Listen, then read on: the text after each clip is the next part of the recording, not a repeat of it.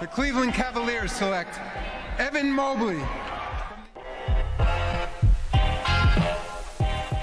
Has been a historical franchise in this league for years. We have a trade to announce. The Boston Celtics select Jason Tatum.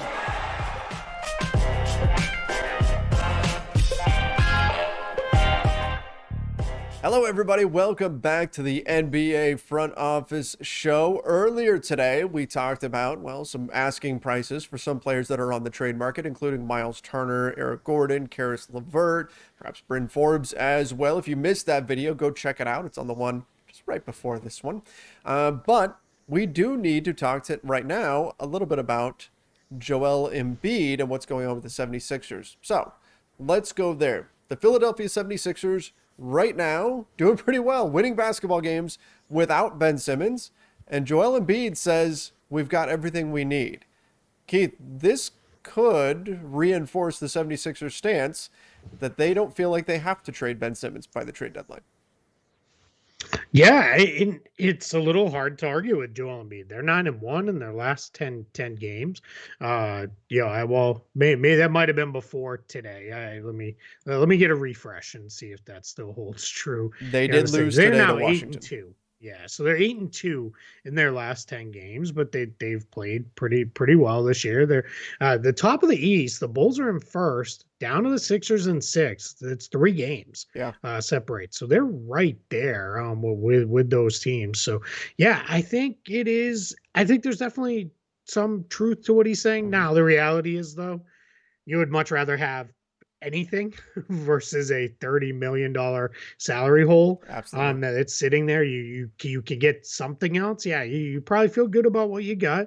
And I think that might have been his subtle way of saying, kind of, I think where you were going is, we don't need to go crazy here. We don't need to trade Simmons plus Tyrese Maxey plus all our picks to go do something. Like, let's hold a little firm. But I don't know that necessarily means, hey, don't trade Ben Simmons. I think it's more, hey, let's not trade a whole bunch of extra stuff in addition to Ben Simmons. Well, I mean, here's why this matters. Because if you're a team that's trying to trade for Ben Simmons right now, and the 76ers are hitting you with this outrageous price, whatever it is, we've heard the 76ers want a lot for Ben Simmons. They've got their list of 25, 30 names and all of these things.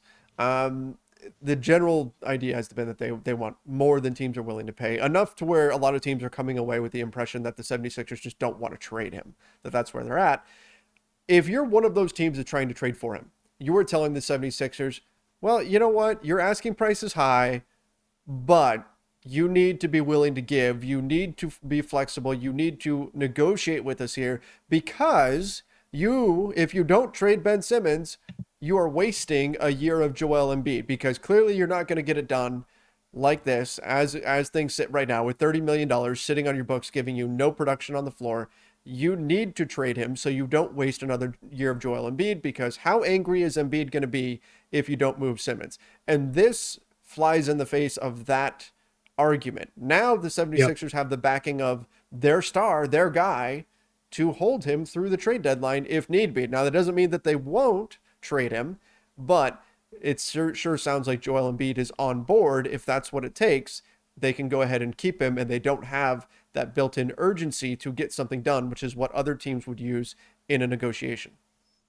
Yeah, exactly. That's really good way to sum it up. This is just Embiid basically saying, hey, I've got your back. Yeah. Daryl Morey, like, let's go. Let's figure this out. Let's just keep moving. I don't need you to have to do anything this year. I'm not going to force it. And to your point, this is not that he's taking aim at those. One of them that have said, like, are you going to really waste a year of Embiid's prime here? But he's kind of taking aim of saying, like, hey, let's not worry about that. Let's just keep going. So, yeah, I think it's smart on his part. Now, that said, I still think they're going to trade Ben Simmons by the trade deadline, and we'll see. But now Ramona Shelburne reporting today, I believe it was on NBA Today on ESPN, that Simmons is ready if this is a full year thing. If he's, I'm just going to be out the whole year, he's ready to do that. So, I mean, I guess everybody's just kind of, let's see, where this goes from here. So I'm very, very interested with what, watching this play out as we have been for, feels like well, not feels like, has Has been been. months now. It's just been. Feels like years, It has been does. months. It's just the longest staring contest ever, right now, or one of them anyway. But something that was interesting that was brought up, I believe, by our buddy Mark Stein, who said that this could be a James Harden thing as well. That part of the incentive for the 76ers to just wait if they don't get the offer that they want is because they could flip Ben Simmons in a sign and trade with the Brooklyn Nets that would bring James Harden to Philly. What are your thoughts on that? Yeah, I mean, they wanted to trade Simmons for Harden a year ago Mhm. when Harden was traded to the Nets. It was really something that they really wanted to do. And I think where we're at now with that is Daryl Morey clearly has an affection for James Harden. And it's not a silly one because he's a very good player. So I think it is just at a point of let's see. And what Mark Stein, his reporting is there continues to be a lot of noise that it's not a lock. Harden signs an extension or resigns with the Nets as Mhm. a free agent this offseason. So I think that possibility entered kind of the universe when Harden didn't sign an extension, when Durant did. Everybody knew Kyrie Irving wasn't going to do that because it didn't really make sense for him to do that just because of the nature of the way an extension pays out. But yeah, let's see where that one goes. And that would be kind of fun just because the chaos Oh involved yeah. that would create all over the place. Clearly, that's not anything that's going to happen now. As far as that kind of move like that, but maybe this offseason, if the Nets get the sense, hey, Harden doesn't want to be here, why not parlay it into somebody good? And there's a kind of in a way, how much more offense do you need in Brooklyn? Like, Oh yeah. if you're feeling pretty good about the guys, and if Mhm. Kyrie Irving's gonna get back and play, regularly, let's go. So yeah, I mean, well, let's go. But why is part of that not going to happen now? Let's go to our next thing. Kevin Durant. It's going to be out for a while. Yep. Going to be on the shelf for some time. Had teammate Bruce Brown fell into his leg the other night, and Durant left the game early. But as he left, he said it didn't feel as bad as 2017 when Zaza Pachulia, then teammate, fell into his leg, and he was out for over a month. But then the MRI and everything shows he's going to be on the shelf for a while here. MCL, so Anthony Davis injury essentially. Yeah, yeah. And similar in terms of AD had someone fall into his leg, and now you've got a similar situation with Durant. He's going to be out for a bit. Not good, not good. You never want to No. see players that are on the shelf due to injuries and things like this. So, as much as we talk about, oh, could Harden be on the move? It's they're going to be very reliant on James Harden for the next few weeks, months. It could be a month and a half, maybe, but before Durant gets back. Mm-hmm. So James Harden's going to have to be a big part of the Nets' offense for however long KD is out for. And yeah, we'll see where things go from there. Obviously, And Kyrie when he can play, yes. which is they're kind of fortunate right now. I think it's something like 11 of 14 are on the road for the Nets. So Kyrie can play there. There's still been a lot of buzz out there that Kyrie will somehow he's going to play in home games. We don't need to get into. There's Yeah. only two ways that happens: either New York changes their mandates or Kyrie gets vaccinated. It's one of those two things happens. It's not worth the debate time on which one will happen, but we'll see. But James Harden jokingly said I'll give him the shot myself the other day. But we'll see. And just as we're recording this, the Nets just fell on the road to the Cleveland Cavaliers. Mhm. Cavs with a big win, even without Kevin Durant. Beating the Nets for the Cavs is a huge win. Absolutely. The ever surprising Cleveland Cavaliers. Yeah, just keep Um, doing it. yeah, and it looks like maybe this came out early. Clutch Sports right now is announcing that Darius Garland is the player of the week. Yeah, he was the Eastern Conference Player of the Week. Yeah. Yep. Him and Devin Booker, I believe. It's Was possible that came out Yep. earlier and I just missed it Yeah, it came earlier. out earlier today. I'm just seeing Yep. the Clutch Sports press release Yep. here. It's saying that he is indeed Yep. player of the week. So I missed it earlier, Yeah. but Yeah, Darius Garland and impressive Devin stuff. Booker, East and West Players of the Week. It's great. I mean, well deserved. Um, Darius Garland had 18 assists the other night. in a game. Incredible.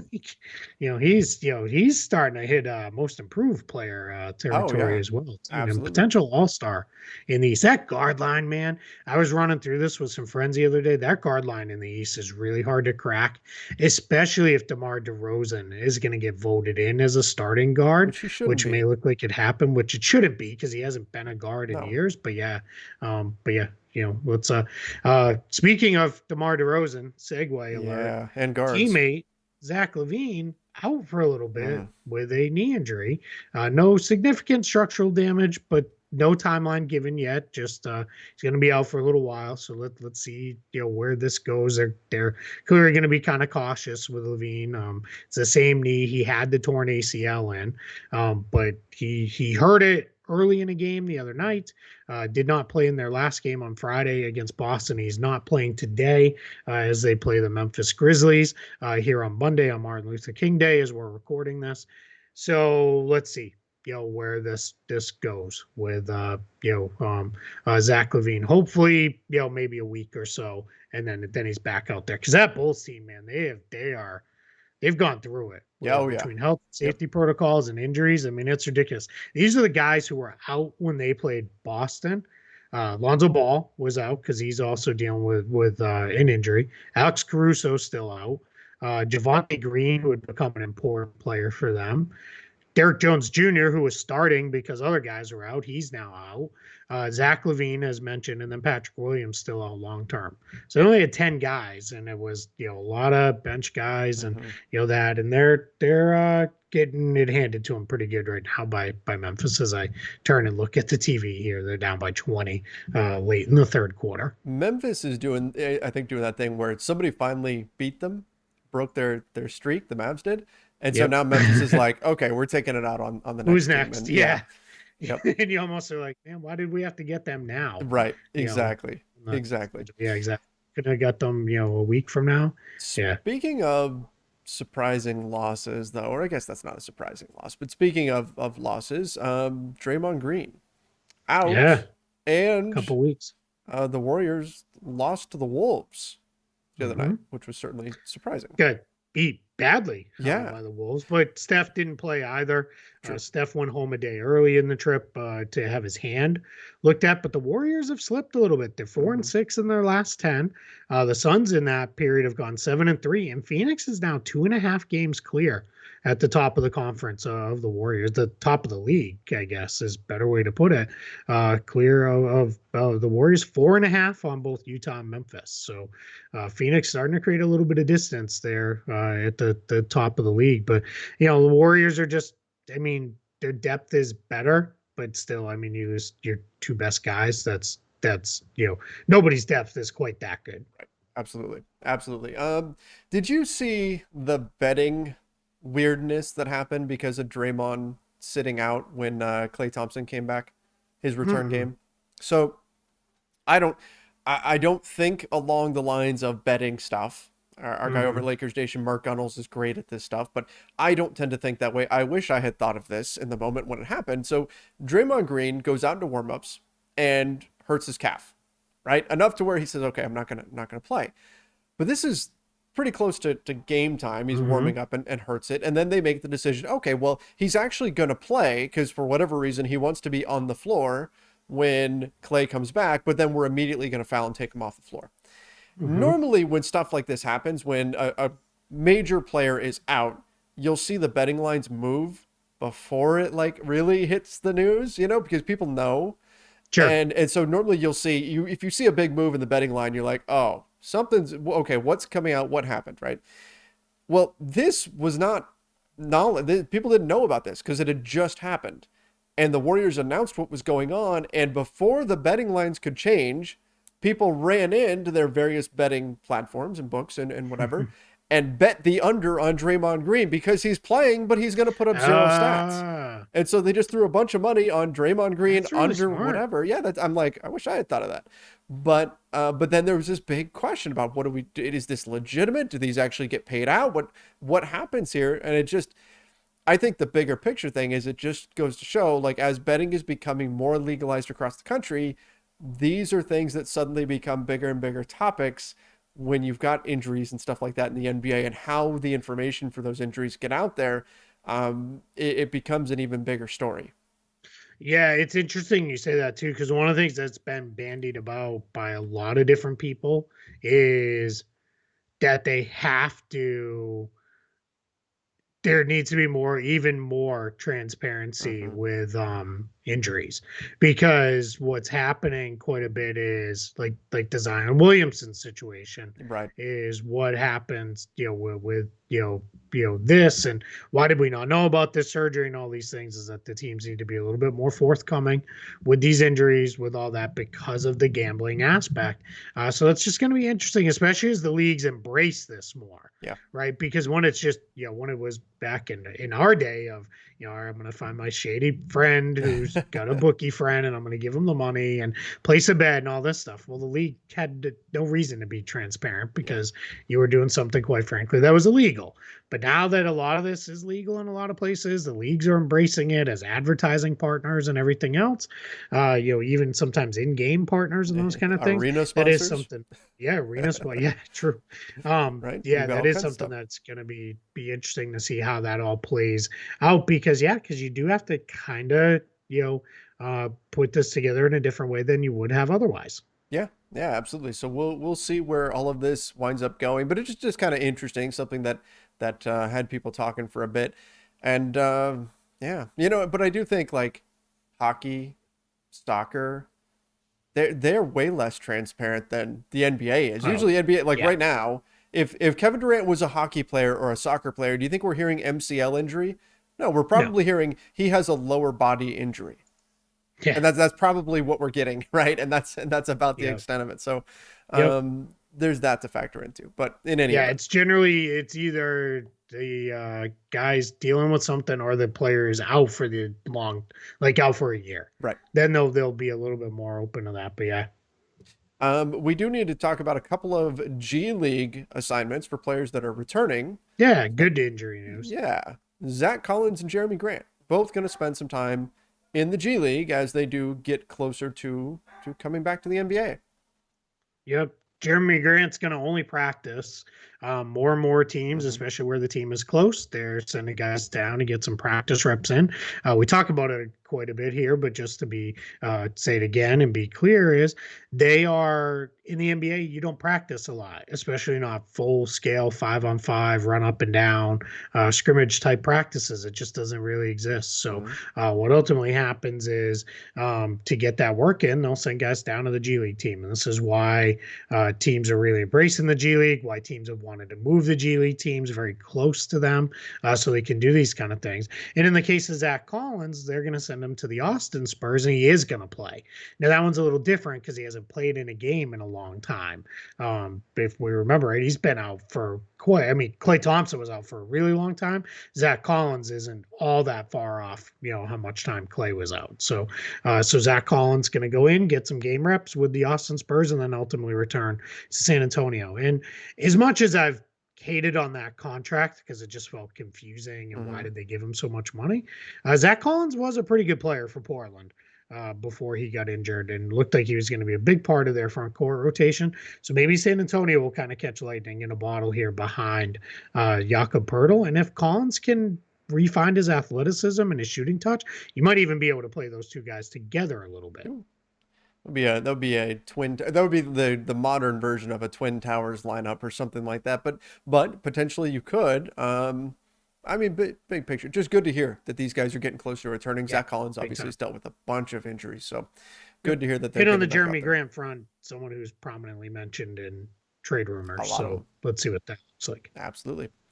All right, I think that wraps things up for this one. Appreciate everybody joining us. Make sure you do subscribe to the NBA Front Office YouTube channel. Turn on those notifications as well, and follow us wherever you do listen to podcasts. Till next time, everybody, stay safe and see ya.